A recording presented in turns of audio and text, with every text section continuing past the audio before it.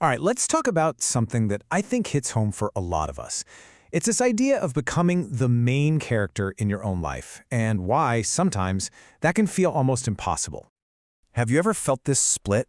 It's so frustrating, right? On one side, you have your mind. It's brilliant. It's got all the logic, all these amazing insights. It's the part of you that absolutely knows better. But then there's your body. And your body doesn't run on logic. It runs on experience. Its main job is safety.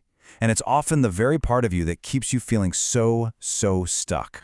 And this leads to the big question, maybe the biggest question of them all. You've done the work, you've read the books, you see your patterns playing out in real time, you understand it all. So why does it feel like nothing's changing? Why do you still feel stuck? Well, here's a really powerful idea that might just click for you. The reason understanding isn't enough is because healing, real deep change, it's not just about a mindset shift. It's not something you can just think your way out of. It's a nervous system shift. That's the key. We've been trying to update the software, our thoughts, our insights, but we've been ignoring the hardware. And if the underlying hardware, your nervous system, is still running an old program, then none of the new software is going to work. So to really get this, we have to dive into what we could call the logic of the body, because, it has its own set of rules, and they're completely different from the rules of your mind. Okay, so what is the nervous system, really? Think of it like this. It's the part of you that responds to experience. It doesn't care about your new affirmations or your logical conclusions. Its one and only job is to keep you safe. And it does that based on a playbook that was written by everything you've ever been through. And here is the kicker. For your body, any kind of growth, even really good, healthy growth, can feel incredibly threatening.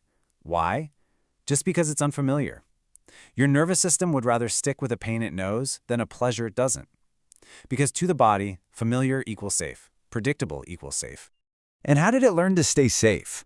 Well, it developed these incredible survival strategies. Things like hypervigilance, always being on alert, or people-pleasing, to make sure no one ever gets upset with you. Trying to control everything. Or, when it all gets to be too much, just checking out, dissociating, or completely shutting down. These might not feel good now, but at one point, they were the smartest things your body could do to survive. So what happens when you decide to change? When you actually try to do something different? The body's reaction can feel like a huge step backward. But what if we reframe it as a signal? Let's just say you do it. You finally start to choose yourself. Maybe you set a boundary you've been avoiding for years. Maybe you let yourself rest without feeling guilty.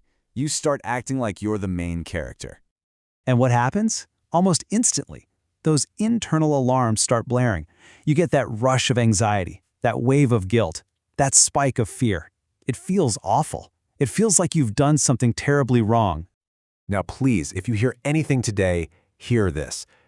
That reaction, the fear, the guilt, the anxiety, it does not mean you're doing it wrong. All it means is that you're doing something new. It's just feedback. It's your body's way of saying, whoa, I haven't been here before. It's a sign of growth, not a sign you should stop. Okay, so how do we handle that signal without freaking out and going back to our old ways? Well, this is where a process called integration comes in. It's all about gently, patiently teaching your body that the new way is safe too.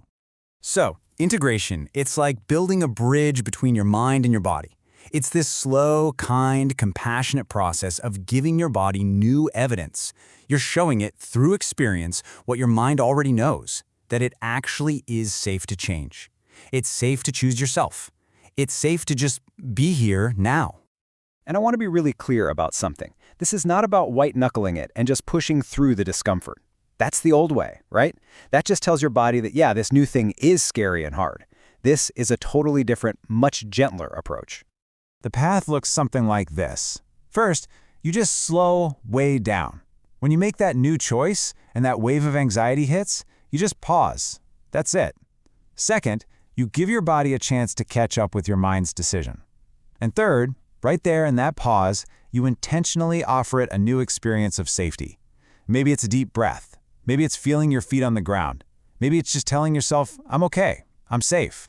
And over time, this changes everything. The goal stops being about trying to become this perfect, healed person. It shifts. The real goal is just learning how to stay with yourself just as you are in this very moment, to be a safe place for yourself. So I'll leave you with this question to carry with you.